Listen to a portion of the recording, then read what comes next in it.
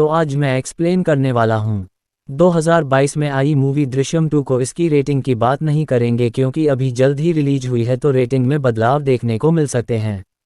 लेकिन उससे पहले अगर जिन्होंने सब्सक्राइब करो हुआ है उनका बहुत बहुत शुक्रिया। आप लोग ऐसे ही जुड़े रहिए, मैं आपके लिए वीडियोस लाता रहूँगा। और तो मूवी के शुरुआत में आम डेविड नाम के एक आदमी को देखते हैं जो कि नशीला पदार्थ सप्लाई करने का काम करता था।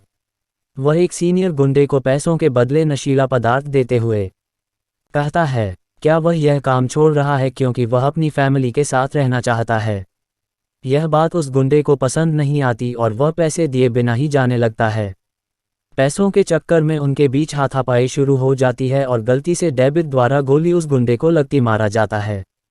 अभी वहां पर पुलिस आ जाती है तो डेविड उनसे बचने के लिए भाग निकलता है और एक जगह पहुंचकर देखता है कि कोई आदमी गड्ढा खोदकर कुछ काट रहा है। वह आदमी था बिजल गांव का है जो कि साहिल की लाश को पुलिस स्टेशन में गाड़ रहा था और यह सब डेविड देख लेता है। लेकिन उस समय उसे अपनी जान प्यारी थी तो वह पतली गली पकड़कर निकल जाता है। डेविड घर पहुंचकर अपनी फैमिली के साथ वहां से फरार होने की तैयारी करने लगता है और तभी वहां पुलिस आ जाती है और उसे पकड़कर लेकर चली जाती है। अब यहां से कहानी 7 साल आगे बढ़ती है और हम विजय को देखते हैं कि आप केबल टीवी बिजनेस के साथ साथ मूवी थिएटर का भी बिजनेस शुरू कर दिया था क्योंकि हमेशा से ही उसे फिल्में देखने का बहुत शौक। तुझे अपनी पत्नी नंदिनी और अपने 2 बेटियां अंजू और अनु के साथ ही खुशहाल जिंदगी जी रहा था और उसकी लाइफ एकदम अच्छे से कट रही थी। अब एक दिन हम देखते हैं कि पड़ोस में पति पत्नी का झगड़ा चल रहा होता है। इसे देखकर विजय की पत्नी नंदिनी को अच्छा नहीं लगता तो वह विजय के साथ उन्हें रोकने निकल पड़ती है। यह पता चलता है कि उनके पड़ोस में रहने वाली जूनी को उनका पति दारू पीकर रोज मारता है और कुछ काम धंधा करने के बजाय बस अपनी बीवी से दारू पीने का पैसा मांगता रहता है। विजय सैनी को सलाह देता है कि वह अपने पति की कंप्लेंट पुलिस में करते नहीं तो करो जैसे ही मारता रहेगा। भले ही को 7 साल हो चुके थे लेकिन अभी हर जगह लोग मुझे कुछ शक की निगाह से देखते थे और पीठ पीछे बातें बनाते रहते कि इसने ही उस लड़के का खून किया और कहीं काट दिया, यानी कि इतना समय इतने के बाद भेजा है तो आगे बढ़ गया था। लेकिन आसपास के लोग ऐसी बातें बनाकर उसके परिवार को वह हादसा भूलने नहीं देते थे। अब हम देखते हैं कि पीछे से मिलने के लिए शाम के पिता आते हैं क्योंकि विजय से विनती करते हैं किस टाइम की बॉडी कहाँ है वह बता दे ताकि वह उसका अंतिम संस्कार कर सकें। दरअसल स्वयं के माता पिता लंदन शिफ्ट हो गए थे लेकिन हर साल शाम के जन्मदिन पर वह भारत आकर उसकी आत्मा की शांति के लिए पूजा कराते थे और पिताजी भावनाओं में बहकर भेजा से मिलने आ गए थे। सुमित इंसान की बॉडी दे देगा और ब्रिजेश बारे में कुछ बोले बिना उन्हें दोबारा मिलने से भी मना कर देता है। अब हम देखते हैं कि भेजा मुराद अली नाम के राइटर से मिलता है जो कि फिल्मों को लिखने का काम करता था। विजय का हमेशा से एक सपना था कि वह इस फिल्म बनाए और उसके पास एक दमदार कहानी थी भी, इसलिए उसने मुराद से मिलकर उस कहानी को लिखने का सोच लिया था। कहानी पूरी हो चुकी थी लेकिन विजय को एंडिंग पसंद नहीं आ रही थी, इसलिए वह पेन की नई एंडिंग लिखने के सिलसिले में उनसे मिलने आया था। विजय ने अपनी ज़मीन का एक हिस्सा बेचकर मूवी थिएटर शुरू किया था और वह ज़मीन जो भेजी थी वह चली और उसका दारूबाज पति रहता था। अभिषेक आदमी से मिलने जाता है जो कि कब्रिस्तान में काम करता था और उसकी आर्थिक स्थिति ठीक नहीं थी तो बजे उसके पैसों से बहुत मदद करता था और वह उसके ऊपर इतना मेहरबान क्यों था यह हमें बताया नहीं जाता। अब हम देखते हैं कि डेविड जो कि जेल के आता वह छोड़ जाता है और दीदा अपने परिवार से मिलने जाता है।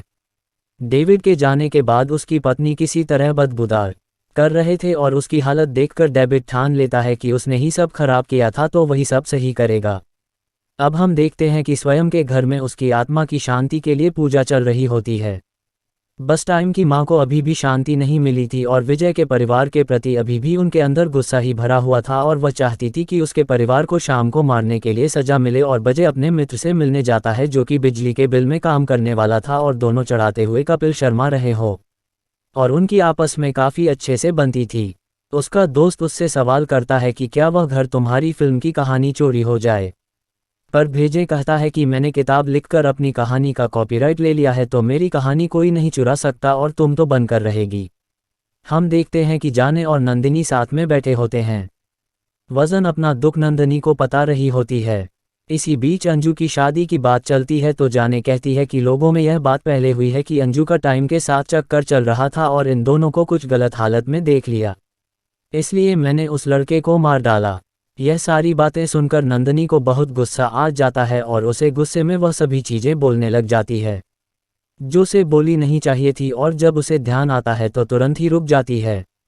अब अगले दिन घर में पुलिस आ जाती है, जिसे देखकर पूरा परिवार खौफ में आ जाता है कि पुलिस क्यों आई है, और विजय घबराने के बजाय एकदम शांत होकर सभी को समझाता है कि कुछ हम एकदम नॉर्मल रहना है। अभी यहाँ पता चलता है कि पुलिस उनके लिए नहीं बल्कि जाने के लिए आई है, क्योंकि उसने अपने पति के खिलाफ कंप्लेंट कर दी थी। थोड़ा बहुत समझाने के बाद पुलिस वहाँ से चली जा, लेकिन अब जाने का पति विजय से और खुन्नस खा जाता है।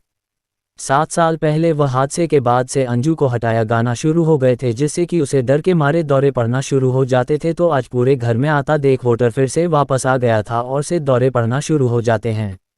अब हम देखते हैं कि डेविड चाय वाली दुकान के मालिक से कुछ काम पाने के लिए पूछता है। मालिक, भेजो से कांटेक्ट करने को कहकर कि वह तुम्हारी मदद कर पाएगा। अब यहाँ पर डेविड और विजय की मुलाकात होती है। पटेल कुछ समय बिल्कुल भी याद नहीं आता कि उसने उसको पहले भी कहीं देखा है।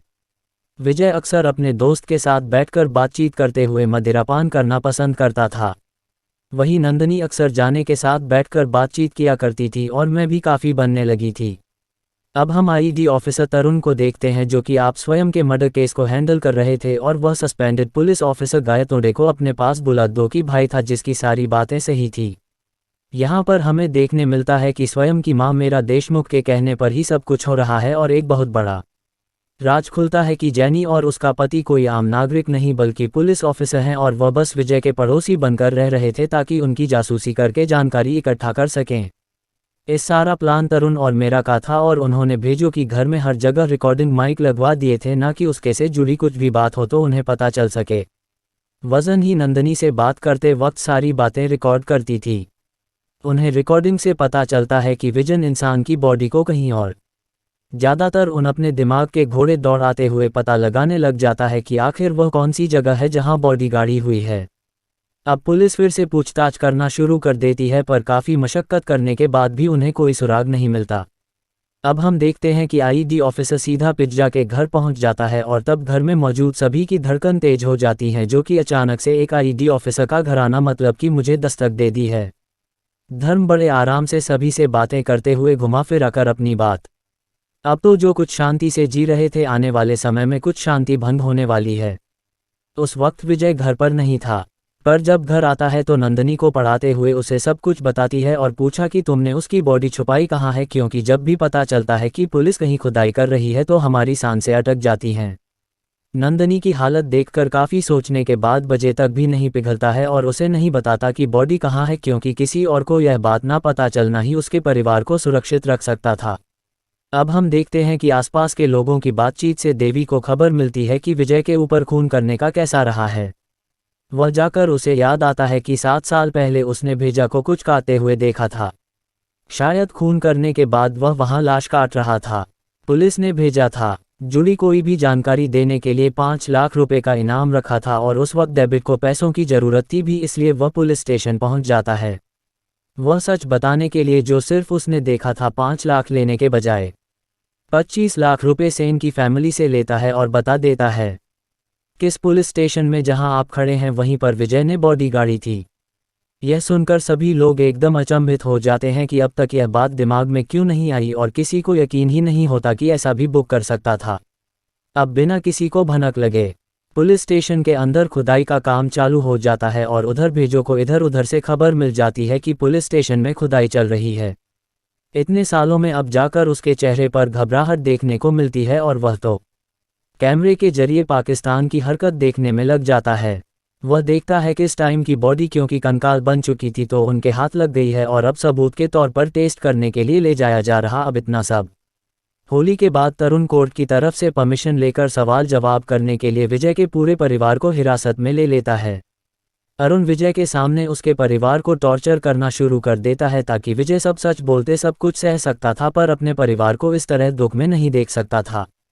इसलिए वह सारा सच बताने को तैयार हो जाता है। विजय कंटेस्ट करता है कि उसने ही स्वयं को मारा था और उसके परिवार किसमें कोई भी गलती नहीं है। यहाँ पर जो उस बात को मेंशन नहीं करता, किसान ने उसकी बेटी के साथ क्या किया था और उसे मारने की असली वजह भी नहीं बताता, बल्कि सारा इल्ज़ाम अपने ऊपर ले लेता है। जो भी किया तब उसने ही किया। मुराद अली को जब टीवी के जरिए फीचर के बारे में पता चलता है तो वह सीधे तरुण और शाम की फैमिली से मिलने के लिए आ जाते हैं, क्योंकि उसे कुछ पता था जो उनका जानना जरूरी। बताते हैं कि 2016 में मिले थे और उसने अपना नाम विजय सालगांवकर नहीं बल्कि बजे गोडबोले बताया था। उसके पास एक कहानी थी जिस पर वह फिल्म बनाना चाहता था, तो मैंने उसकी कहानी सुनी। वाकई में दमदार थी। उसने मुझे पैसे दिए और मैंने लिखना शुरू किया, और उसने एक शर्त रखी कि जब तक स्क्रिप्ट अच्छी तैयार नहीं हो जाती तब तक हम फिल्म बनाना शुरू नहीं करेंगे, क्योंकि उसे सभी चीज़ें एकदम परफेक्ट चाहिए थी। कहानी कुछ ऐसी थी कि एक राम नाम का मिडिल क्लास आदमी है जिसका जतिन नाम का एक बेटा है जिससे वह बहुत प्यार करता है। एक रात या दिन अपने दोस्तों के साथ पार्टी करने जाता है तो वह नशे में धुत एक लड़का उसकी महिला मित्र से पत्रकार करने लग जाता है। वह लड़का कोई आम लड़का उसके गाल पर एक जोरदार थप्पड़ जड़ देता है। गुस्से में वह लड़का अपनी बेइज्जती का बदला लेने के लिए जतिन का पीछा करता है और मैं तेरे हाथापाई शुरू हो जाती है और गलती से ज्ञात इनके यहाँ तो उस लड़के का खून हो जाता है। उसके पिता राम जब घर आते हैं तो देखते हैं कि उनका बेटा बधावा जी की हालत में लाश के पास बैठे रो रहा है। राम जानता था कि वह लड़का एक जाने माने बिल्डर का बेटा है, तो ग्रुप में कुछ नहीं किया तो जतिन की पूरी जिंदगी बर्बाद हो जाएगी। राम ने बहुत सोचा और फिर उसे याद आया कि उत्प्रेरक एक बिल्डिंग अंडर कंस्ट्रक्शन में है। उसने उसके बेटे की बॉडी उसी बिल्डिंग में गाड़ भी। राम अच्छी तरह से जानता था कि एक ना एक दिन पुलिस बॉडी को ढूंढ लेगी, इसीलिए अपने परिवार को बचाने के लिए वह अपने खिलाफ सबूत इकट्ठा करने लगता है। और फिर इसके बाद फिल्म का क्लाइमैक्स है जिसमें कि राम पकड़ा जाता है और सारा इल्जाम अपने सर ले लेता है। हम दोनों इस फिल्म की एंडिंग से कोई नहीं थे, इसलिए फिल्म अभी तक बंद नहीं पाए और उसे डर था कि कहीं कहानी चोरी ना हो जाए, इसलिए उसने उस कहानी को किताब के रूप में पब्लिश करवा दिया। बाती पर है कि वह किताब विजय के नाम पर नहीं मेरे नाम पर छपी थी और उसका सारा प्रोसेस मेरे ही नाम पर हुआ था। उधर हम देखते हैं कि विजय को कोर्ट में पेश किया जाता है तो वह अपने दिए हुए कन्फेशन को नकारते हुए कहते हैं कि यह पुलिस द्वारा जबरदस्ती मुझसे बुलवाया गया है। विजय की वकील कोर्ट में दृश्यम नाम की किताब पेश करती है और कहती है कि पुलिस ने सारी कहानी इस किताब से चुराई है और भाई कहानी विजय से पूछ भाई। अभी तो यहाँ पर समझ आता है कि विजय कितना ज्यादा चालाक इंसान है कि वह इतने सालों से 2 अक्टूबर की रात एक बंदे ने विजय को बॉडी दफनाते हुए देखा था। तो हाँ, वही है डेविड। पुलिस ने अनाउंस कर दिया कि जो बंदा विजय या फिर बॉडी के बारे में कोई स्ट्रॉन्ग एविडेंस लेके आएगा उसको शायद 5 लाख का इनाम दिया जाएगा। प्राइस मनी हालांकि मुझे कंफर्म याद नहीं है, बट आप कमेंट करके बता देना। ये सब पता चलते ही डेविड पहुंच जाता है पुलिस स्टेशन में, क्योंकि उसको पैसे की बहुत जरूरत थी। पर वह इतनी ज्यादा देश की थी कि हमने उसे खारिज कर दिया। अब कोर्ट में एक और बात सामने निकल कर आती है कि पुलिस स्टेशन में जो कंकाल मिला था वह स्वयं का है ही नहीं। मुराद अली फिल्म की इंडियन सुनाते हुए बताते हैं कि हीरो को पता था कि पुलिस को लास्ट कभी ना कभी तो मिल ही जाएगी, इसलिए उसने तब से ही अपनी तकदीर को बदलने का काम शुरू कर दिया। यह तन की कहानी तो है, बचपन की कहानी है, भाई विजय की सच्चाई भी है। उसे सिर्फ कहानी नहीं बल्कि पिज्जा की कहानी समझ आएगा। मुझे उसी दिन से एक ऐसी बॉडी की तलाश करने लगा जिसकी उम्र 17 साल हो और बिल्कुल शैन की कद काठी का हो। इसकी मौत सर पर चोट लगने की वजह से हुई हो। एक दिन उसकी तलाश खत्म हो जाती है क्योंकि उसे सेम वैसे ही बॉडी मिल जाती है, लेकिन उसके परिवार कब्रिस्तान में दफना दी गई थी जो इंसान कब्रिस्तान की देखभाल करता था। बजे उसे जाकर मिलता है और उसे दोस्ती करने की कोशिश करने लगता है और यह वह इंसान था जिसे हमने पहले देखा था। विवेक उसकी कमजोरी का पता चल जाता है कि वह बहुत गरीब है, तो वह पैसे देकर उसकी हर तरह से मदद करने लग जाता है। विजय ने बॉडी को कंकाल बनने तक का इंतजार किया हो, तब तक उस आदमी का भरोसा जीता और सही वक्त आने पर उसने अपनी ज़रूरत आदमी को बता दी। विजय ने उस आदमी के लिए इतना सब किया था कि वह मना नहीं कर पाया और उस लड़के के कंकाल को निकालकर विजय को दे दिया। इसी बीच विजय ने यह भी पता लगा लिया कि अगर पुलिस को बॉडी मिल गई तो आगे की कार्रवाई क्या होगी। 2D मिलने के बाद पुलिस बॉडी को मेडिकल कॉलेज आएगी और मौत की जांच की जाएगी कि उसका जेंडर क्या है और वह कैसे मरा है। सभी जानकारी मिलने के बाद उसे DNA टेस्ट के लिए भेजा जाएगा भी चाहिए। पता कर लेता है कि उसके शहर में यह सभी चीज़ें कहाँ होती है और उसी जगह के वॉचमैन से दोस्ती कर लेता है और यह वही इंसान था जिसके साथ बजे जाऊं लड़ाया करता था। उसने उससे दोस्ती इसलिए की थी ताकि सही वक्त आने पर उसका इस्तेमाल कर सके। जो कंकाल मेडिकल कॉलेज में आ जाता है तो उसी दिन बजे पहुंचमैन वाले दोस्त से वहीं पर पार्टी करने को कहता है और खूब दारू पिलाकर उसे टल्ली कर देता है और उसके बाद वह शाम के कंकाल को उस लड़के के कंकाल से बदली कर देता है जो कब्रिस्तान से निकाल कर लाया था और पृथ्वी पर से पूरा पासा पलट जाता है और टेस्ट में यह निकल के सामने आया कि वह कंकाल शाम का है ही नहीं जो कंस्ट्रक्शन पुलिस ने भेजे थे। यह साबित होता है कि उसे किताब की कहानी बुलाई गई है और जो इकलौता सबूत है यानी कि स्वयं की बॉडी, उससे भी यह कंफर्म नहीं हो पाया कि वह स्वयं की ही बॉडी है। यहाँ पर कोर्ट विजय को रिहा कर देती है और सबका मुंह खुला का खुला रह जाता है। जो लोग थिएटर में मूवी देख रहे थे उनका भी भेजो। जब कोर्ट से बाहर निकल रहा होता है तो शाम के माता पिता बाहर ही खड़े होते हैं तो वह उनसे नजरे नहीं मिला। वह कितनी भी सफाई देते हैं पर वही जानता था कि उन पर क्या बीत रही होगी। अब हम देख शाम के कंकाल को ऐसे से जला देता है और फिर उसकी राखी अखियां बनाकर एचडी के साथ चांद छोड़ देती में लिखा था कि आपने जो मांगा था वह मैंने आपको दे दिया है, पर आपसे एक विनती है कि आप मेरे परिवार से दूर रहिएगा। अब हम देखते हैं कि शाम के माता पिता विधि के हिसाब से शाम को विसर्जित कर देते हैं ताकि उनकी आत्मा को शांति मिले। संयम के पिता उसकी मां को समझाते हैं कि जो होना था हो गया, पर अब हमें रुकना होगा और जो हुआ उसे भूलना होगा। मेरा कोई भी जवाब नहीं दे, बस रोने लग जाती है। यहाँ पर हम देखते हैं कि विजय दूर खड़े उन दोनों को देख रहा है, जिसका मतलब कि उनको लग रहा था कि वह विजय पर नज़र रख रहे हैं, पर असलियत तो यह थी कि विजय हमसे 2 कदम आगे और उन पर नज़र रखे हुए था। अब इनकी ज़िंदगी नॉर्मल हो जाती है और वह अपने परिवार के साथ दोबारा से खुशी खुशी रहने लग जाता है।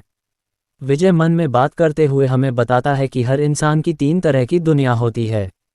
एक जो उसके अंदर है तो उसमें पूछो, उसके बाहर है, और तीसरी दुनिया बहुत जो इन दोनों के बीच वह अपने लिए बनाता है जो कि बिना बुद्धि नहीं सकता। मेरे लिए मेरी फैमिली ही वह दुनिया है। उनके लिए मैं कुछ भी कर सकता हूँ, किसी भी हद तक जा सकता हूँ, फिर चाहे कोई मुझे मतलबी कहे या खुद कर। और फिर गहराई से भरे इस दमदार डायलॉग के साथ मूवी यहीं पर ख़त्म हो जाती है। तो दोस्तों, सबसे पहले तो मैं यही कहना चाहूँगा कि इसका ऐसे ही आने वाली वीडियोस देखते रहने के लिए हमारे चैनल को सब्सक्राइब करें और बेल आइकन दबा दें।